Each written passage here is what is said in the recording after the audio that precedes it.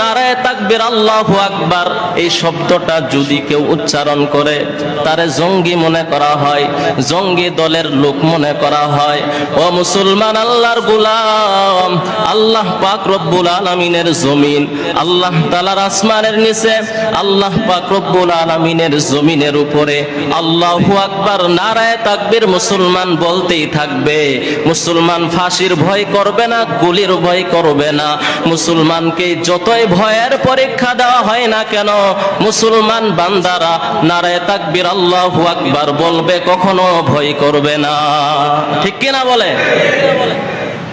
আজকে নারায়ে তাকবীর আল্লাহু আকবার বললেও নাকি জঙ্গি দলের লোক হয়ে যায়। নাউজুবিল্লাহ, আস্তাগফিরুল্লাহ। এই সমস্ত ভয় দেখায়া মুসলমানদের লাভ নাই।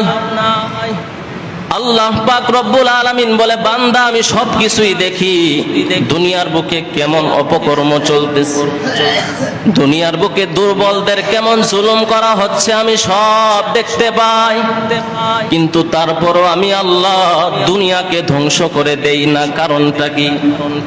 এত কিছু দেখার পরেও আল্লাহ দুনিয়াকে ধ্বংস করেন না, কারণটা কি? আল্লাহ কি দুর্বল? আল্লাহ